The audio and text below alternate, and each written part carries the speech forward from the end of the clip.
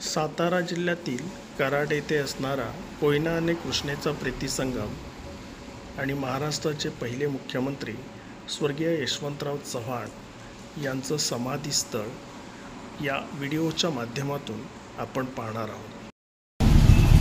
आता कृष्णाबाईचं मंदिर आहे. परत दोन्ही नद्यांचा संगम झालेला आहे. कृष्णा आणि कोयनेचा. अच्छा. आणि यशवंतराव चव्हाणांचं समाधीस्थळ आहे तिथं घाटावरती.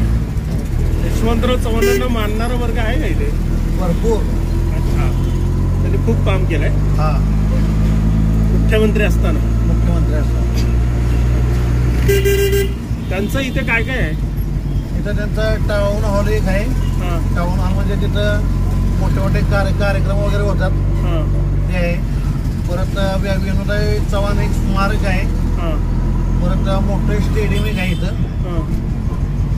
आणि आता पृथ्वीराज बाबांनी वगैरे ते हे केलं भूसंशोधन केंद्र आहे.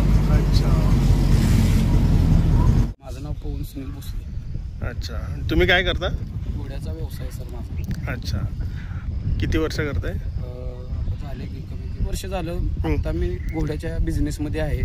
पहिले आजोबा वडील यांच्यापासून आमच्या घरात बिझनेस आहे घोड्याचा. तुमचं हेच गाव आहे? आणि इथेच राहतो. कराडचंच आहे मी मूळ. अच्छा. राहिला परबाटाकीपाशी सिटीत आत मंडईच्या तिथे. आणि सकाळी किती वाजता येतात? सकाळी येतो आम्ही 10-10:30 वाजता. घोडे वगैरे धुतो. वाळवून थोडंसं लोळवतो वगैरे. आणि घोडे धुतल्यानंतर परत घोडे घरी नेतो. 2-2:30च्या दरम्यान म्हणजे 3च्या दरम्यान आम्ही परत दुटीला इथं बिझनेसला येतो. अच्छा. जे येतं फिरायला इथं तर शौकीन माणसं असतात घोड्यावरती बसणारी, लहान मुलं असतात. त्यांच्यासाठी आमची घोडी इथं अवेलेबल. कृष्णा कोणती नदी? कृष्णा नदी ती पलीकडची नदी कृष्णा.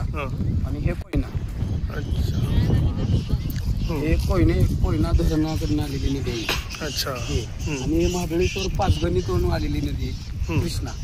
आणि हा संगम झालेला आहे इथे. आणि ते वरती महाराष्ट्राचे पहिले मुख्यमंत्री यशवंतराव चव्हाण आहे ना, त्यांचं स्मारक आहे इथं. इथं बघायचं अजून भरपूर काय काय आहे कराडमध्ये.